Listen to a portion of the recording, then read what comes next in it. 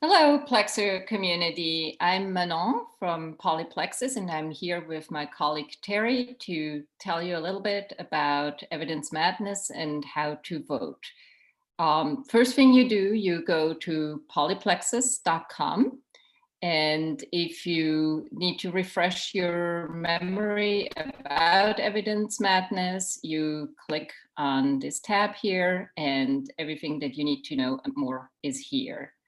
If you're ready to go and vote, you click on sign in. And there are two ways of doing this. If you're new to the platform, you will need to create your account. Or if you are already a Plexer, you simply sign in and start voting. And with that, I turn you over to Terry. Hi, it's Terry. So once you are into the platform, you can find evidence madness in one of two ways. Either you look at the menu on the side and select join incubators, in which case you can click into evidence madness, or on the home page, you can go directly to evidence madness under active incubators here. Now you're into evidence madness itself. If you click on the madness tab, you will see the brackets of all the submissions in the 4 domains.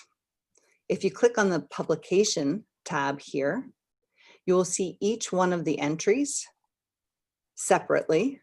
You can pull these up, read the entry, the evidence, access the citation, see the comment that the submitter put, and even add your own comment down here if you agree with that or disagree.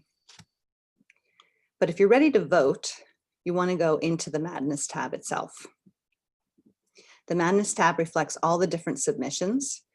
You can pull up any one of these submissions to see the evidence, and clicking on it will allow you to see the same thing that you saw in the publication tab, the evidence, the citation, and the comment, and you can also add your comment here as well. When you're ready to vote, you click here, Submit Votes. This will take you to each one of the pairings. You're able to vote on a pairing. I have already voted on this, or skip that pairing to go to the next pairing. If you choose to skip on something you haven't voted on, you will not be as likely to win in the voting. In terms of the pairings, if I read both of these submissions, and I think that this submission is more likely to be impactful by 2040, I select that, and then I vote. It then changes and takes me to the next pairing, and I continue to do this throughout the bracket. When I'm finished, I hit close. If I want to change any of my votes, I can hit the edit vote button. And that's pretty much what voting is in Evidence Madness. There's only one vote per pairing per participant.